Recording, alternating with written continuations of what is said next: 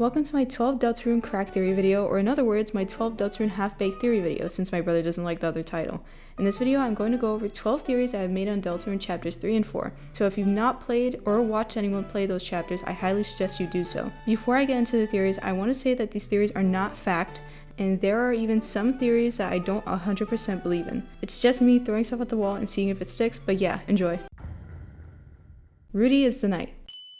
Rudy, his nickname is similar to the word ruddy, which is used to describe something red or reddish. The knight uses red attacks, and that is one of the two colors used in battle. They have the same antlers, similar, and to be honest, we've never seen him at night, so who knows? The knight and friend/shadow mantle boss are the amalgamations of this universe, but perfected.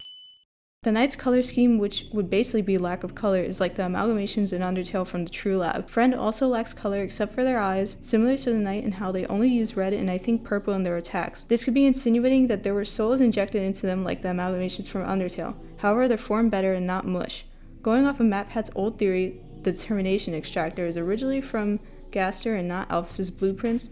Gaster could be the one in Deltarune who made the knight and friend. The knight also has an interesting laugh in chapter 4, which is said to be the same sound from the amalgamations from Undertale, but sped up. Either that, or it sounds very similar. Another detail I wanted to add, the shadow mantle boss, who I'm still confused as to if it's friend or a separate entity, makes copies of friend to hurt you, but if you kill them, they drop candies, which could imply that they were actually living things but turned into something else. Earlier in the game, you fight monsters and kill them, and they drop the same exact candy. Rouxls Kaard is the knight. It's interesting that his initials are the same as the Roaring Knight, and his charge attack is the same as the knight when they roar. Ralsei and Friend, the Shadow Mantle boss, originated from the same place or thing, or are related in some way. They have similar powers, that being fire magic. Friend, the Shadow Mantle boss, throws fireballs at you continuously, and in chapter 4, Ralsei is able to use fire as a spell. Shadow Mantle flies, and it is then revealed that Ralsei can fly in chapter 4. In terms of morals, it seems that they're at completely different ends. Ralsei being kind to Chris and trying to do whatever he can to help Chris. Shadow Mantle seems to antagonize Chris regardless if you're on the weird route or not, saying things that would make them feel bad or provoke negative feelings within them. Both seem to know more than they actually say out loud. Friend is two different entities put together.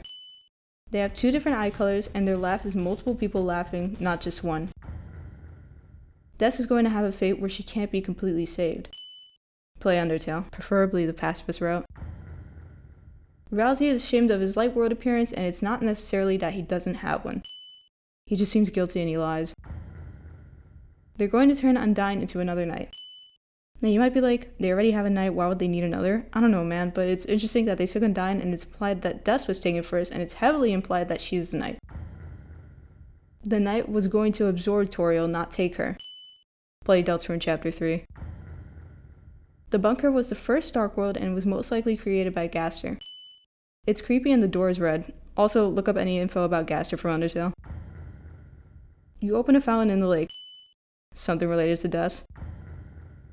All the mentions of losing a hand or you couldn't see your hand is not alluding to Chris, but instead Des. Most of the mentions of losing a hand are usually discovered, of course, by Chris, but there's an instance where it's mentioned, however, Chris isn't there. In Noelle's house, Noelle is talking to Susie about the horror movie Blood Crushers, about a protagonist that wakes up one day and their hand is gone. If you think about the other instances of where that same thing is mentioned, Des is usually connected to it in some way. The second Dark World made in Deltarune, very connected to Noelle and Des, Cyber World, is an instance where you can make someone's hand unusable, that being Berdly. If you do not rescue him fast enough during Queen's battle, he has to save himself and he burns his arm in the process. After sealing the fountain, Berdly says he cannot feel his arm. This is the only world where you can do that to someone so far, and it's in a world most likely created by the knight who is implied to be Des, who is also connected to Noelle. The other instance being the gumball gambling machine in chapter 3. I wrote chapter 4, where you have to input Des's birthday, which is December 25th. Okay, technically I got this part wrong because it's still up in the air. I'm pretty sure if December's birthday, we don't really know when her birthday is, but I just automatically assumed that it was December 25th. But even then, regardless, she's the only one that is connected to that specific date, considering her name is December Holiday and it's a holiday in December. It takes you to a place that doesn't make sense and seems to go on forever, where you encounter a gumball machine that's instead blue, giving you the text, you could see through your hand, you couldn't see your hand. Last thing I wanted to add, if Des really did lose her hand, this could have been the reason why she went missing in the first place. If we go off what Noelle described in Blood Crushers, it seemed like the plot of the movie takes off from that point. Finally, we have a bonus theory that was also made by me. Chris is one of the 7 mages who sealed the monsters underground in Undertale, but instead in Deltarune. The only evidence I have for this specific theory is that Chris searched up how to do magic and continuously seals fountains.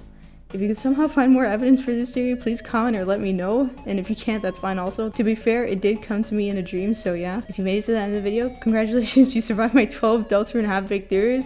If you liked this video, like, comment, subscribe, and yeah, I'll most likely see you in another video that isn't this. Bye!